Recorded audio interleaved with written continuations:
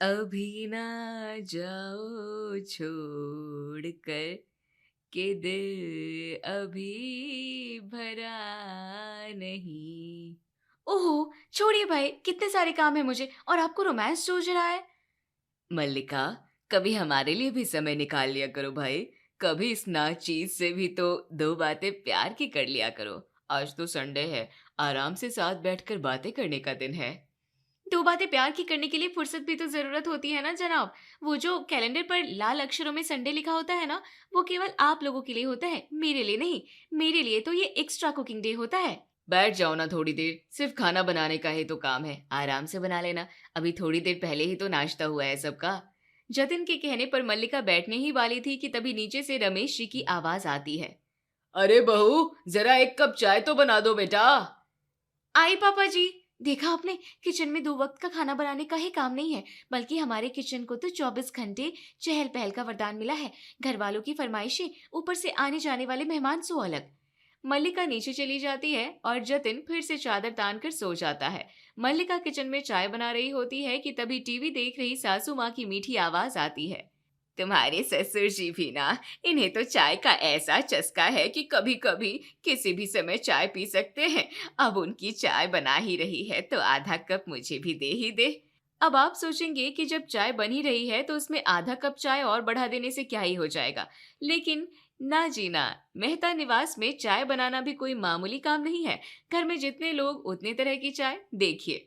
अरे यार, मुझे लगा ही था। अब पहले मम्मी जी की बिना चीनी की कम दूध वाली चाय अलग निकालो, फिर पापा जी की चाय में एक्स्ट्रा पत्ती, चीनी और दूध डालकर उबाल उबाल कर काढ़ा बनाओ। यहाँ तो चाय बनाना भी एक मुसीबत है। मल्लिका पहले दीपा को उनकी चाय देकर आती है और फिर थोड़ी देर और उबालकर रमेश जी की भी चाय लेकर जाती है। खाली ट्रे पलट ही रही होती है कि उसकी ननद रिंकी ट्यूशन से लौटती है। हाय, कितनी गर्मी है बाहर, सूरज तो जैसे आग उगल रहा है। और एक हमारी मैडम संडे को भी क्लास रख देती है, एक दिन का भी रेस्ट नहीं लेने देती है। भाभी, कुछ ठंडा पिला दो प्लीज। क्या पियोगी बताओ? खस का शरबत लाऊं या नींबू पानी? नहीं भाभी, आप ना मुझे लस्सी ही बना दीजिए और उसमें आइसक्रीम भी डाल देना थोड़ी, मजा आ जाएगा। बहू, ऐसा करो कि सुमित और जतिन के लिए भी बना लो। उठकर आते ही होंगे दोनों, नाश्ता करके सो गए थे ना दोनों भाई। जी मम्मी जी। एक संडे का ही दिन तो मिलता है बेचारों को आराम करने के लिए। और ऐसा करना, आज खाने में तुम सबकी पसंद का दाल बाटी और चूरमा बना लेना। मामा, मैं बाटी नहीं खाऊंगा, मुझे तो कड़ी चावल खाने का मन है। कड़ी चावल कल खा लेना, सब दाल बाटी खाएंगे ना, तेरे लिए अलग से कड़ी चावल नहीं बनेंगे। बना देना बहू, कभी कभी तो बच्चा जिद करता है, रोज तो स्कूल से आकर जो हो सो चुपचाप खा लेता है। छुट्टी के दिन तो उसकी पसंद का खाना खिला दे उसे। वैसे मम्मी जी, आप लोगों के सामने नाटक कर रहा है ये। रोज सबके साथ इसकी पसंद का भी खाना बनाती हूँ मैं। चाय का बर्तन अभी ठंडा भी नहीं हुआ था कि एक नए फरमान जारी हो गए थे। मल्लिका लस्सी बनाती है और रिंकी को लस्सी देकर जतिन और सुमित के लिए फ्रिज में रख देती है और उसके बाद खाने की तैयारी करती है। हॉल से देवर सुमित की आवाज आती है और वो लस्सी का ग्लास लेकर बाहर आती है। भाभी, ओ मेरी प्यारी भाभी। उठ गए आप? घड़ी में समय देखा है क्या हो रहा है? आपके भाई साहब तो अभी तक सो ही रहे होंगे। भाभी, हमें एक संडे का दिन ही तो मिलता है आराम करने के लिए। पूरे 6 दिन गधे की तरह काम करने के बाद नसीब होता है ये दिन, और आप उस पर भी नजर लगा रही हैं। कम से कम एक दिन तो मिलता है आपको देवर जी। अच्छा, आपको मम्मी जी ने जो फोटोज दिखाई थी, पसंद आई कोई लड़की उसमें से? नहीं भाभी, उसमें से तो एक भी लड़की पसंद नहीं आई मुझे। कितनी अच्छी लड़कियां थी सब। वैसे बुरा मत मानना देवर जी, लेकिन आप भी कोई उतने हैंडसम नहीं हैं जितने नखरे दिखा रहे हैं। उम्र बढ़ रही है आपकी, कुछ दिन बाद आंटियों के रिश्ते आएंगे आपके लिए। मल्लिका के ऐसा कहने पर सुमित हंस देता है। वैसे ये बात मल्लिका ने तंज में नहीं बल्कि मजाक में कही थी।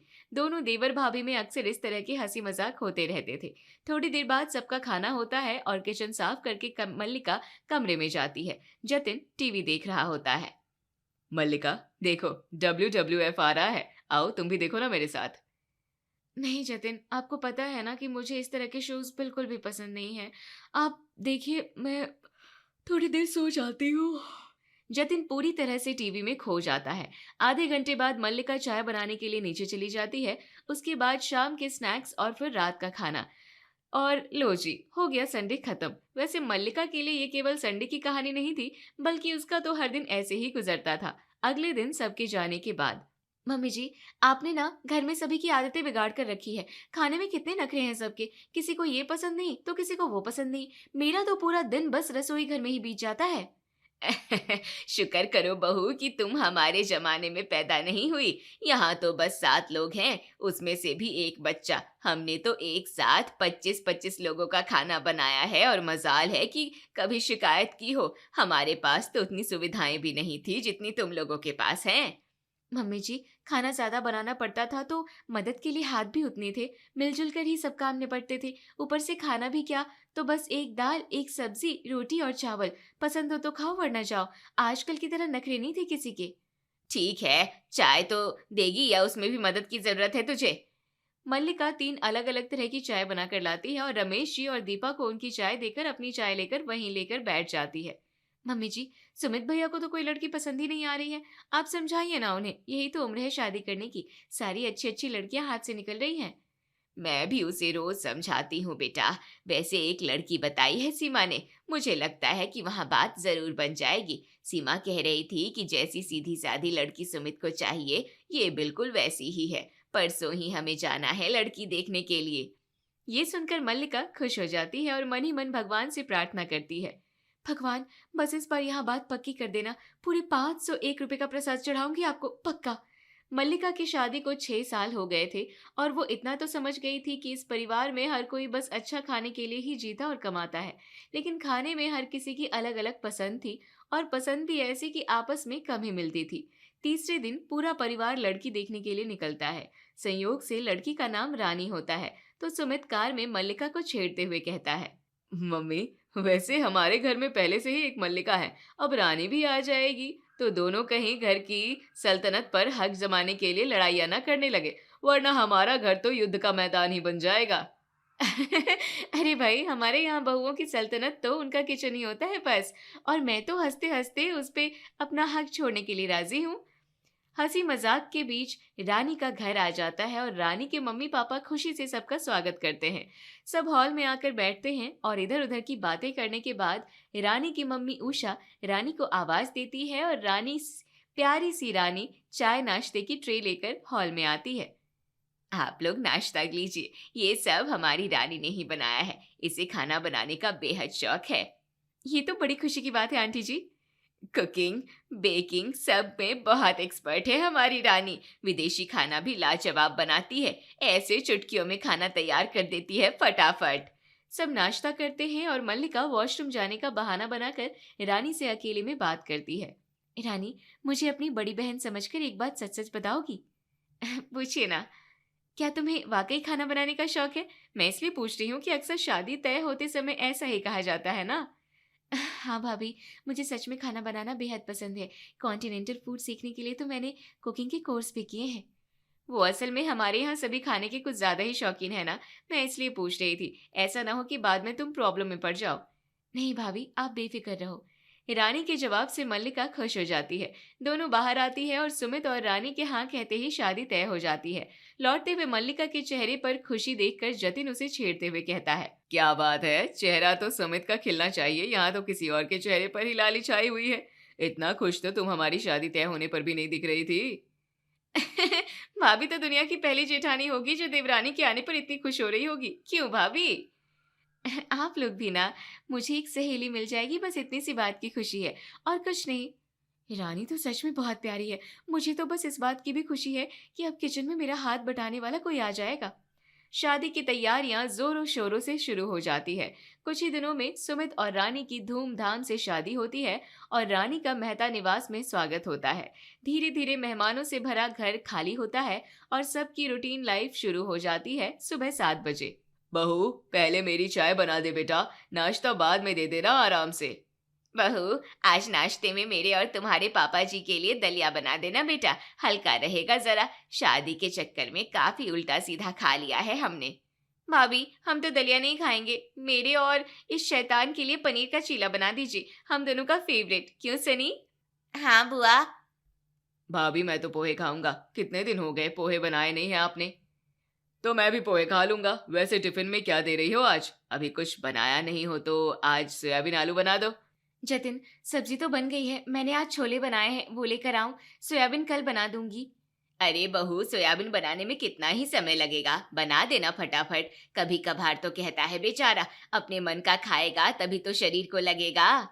मल्लिका आलू सोयाबीन की सब्जी बना देती है। रानी मल्लिका को एक एक करके सबकी फरमाइशें पूरी करते हुए देखती रहती है और सबके जाने के बाद वो किचन में आकर मल्लिका से कहती है, भाभी, आप तो एक के बाद एक सारे काम अकेली करती जाती हैं।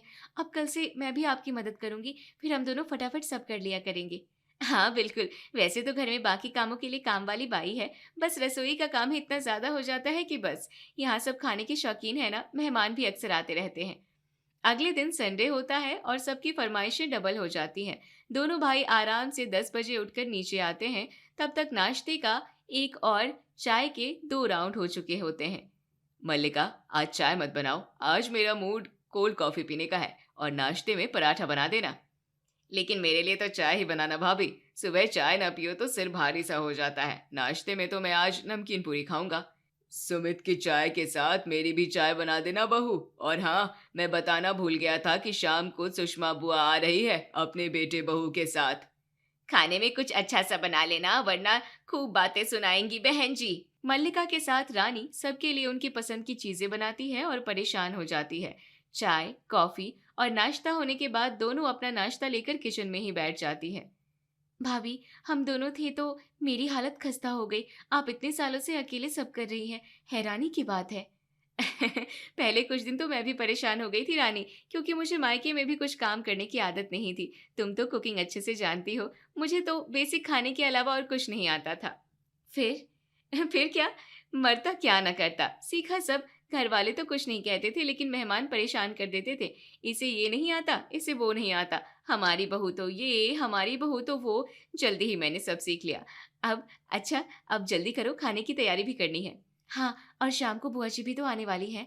सुमित और जतिन पूरा दिन मूवी देखते हैं और जमकर खाना खाकर शाम को दोस्तों से मिलने बाहर चले जाते हैं। रात को बुआ जी का परिवार आता है और उनकी खूब खातिरदारी होती है।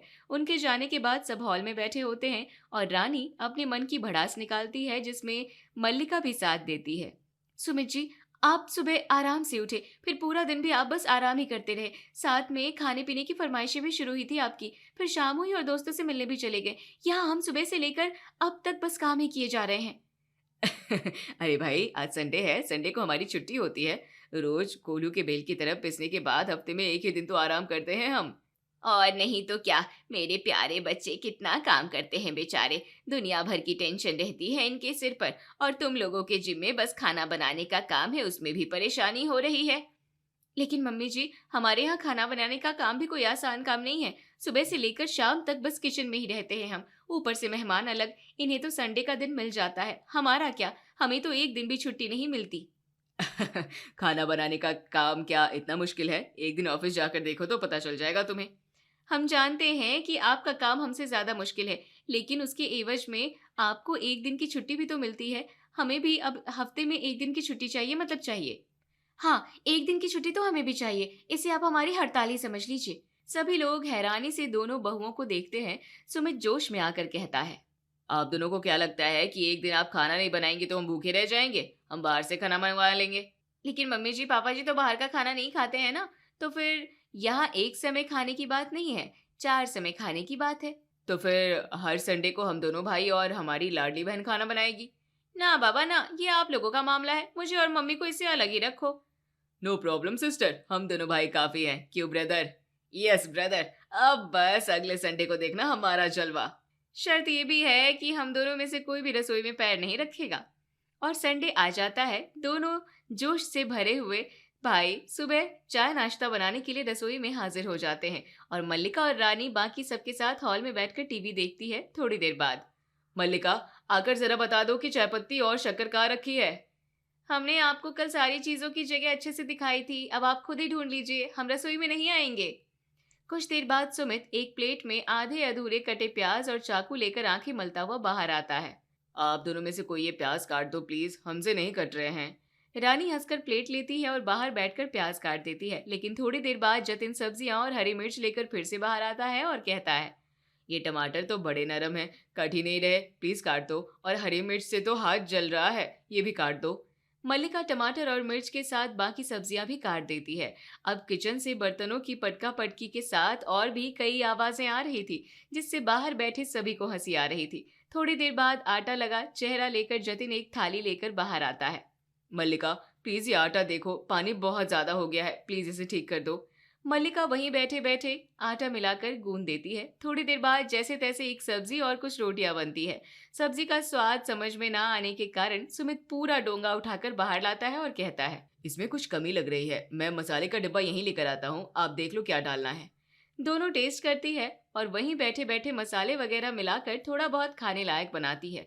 कुछ देर बाद जतिन चकला बेलन और आटे की लोई लेकर बाहर आता है और कहता है, ये रोटियां गोल नहीं बन रही है, मोटी पतली भी हो रही है, एक बार बता दो कैसे करना है। मल्लिका एक रोटी बनाकर दिखाती है और रानी पेड़े बनाकर देती है। कुछ देर बाद दोनों भाई चेहरे पर थकान लिए दाल और चावल के डिब्बे लेकर आते हैं और पूछते हैं, दाल चावल कितने लेने हैं बता दो। दोनों दाल चावल निकाल कर देती है और उसे धोने के बाद दोनों भाई फिर से आ जाते हैं। दाल चावल हमने धो दिए हैं, अब इसमें आपके हिसाब से पानी डाल दो। इतनी देर से सब देख रही दीपा हंसते हुए कहती है, ये तो रसोई के बाहर एक और रसोई बन गई है, आधा काम अंदर हो रहा है और आधा बाहर। अब दोनों बताओ क्या फायदा हुआ तुम्हारी हड़ताल का, अब किचन का हाल तो तुमसे देखा ही नहीं जाएगा, जाकर देखो एक बार। दोनों किचन के बाहर खड़ी होकर अंदर झांकती है तो किचन में फैली चीजें, कचरा, ढेर सारे बर्तन और पसारे के बीच खड़े पतियों को देखकर सिर पीट लेती है। ये तो सिर मुंडवाते ही ओले पड़ने वाली बात हो गई, अब रसोई साफ करने में ही दम निकल जाएगा। हाँ भाभी, ये तो उल्टा ही हो गया। लेकिन हम दोनों की भी समझ में आ गया कि खाना बनाना इतना भी आसान नहीं है।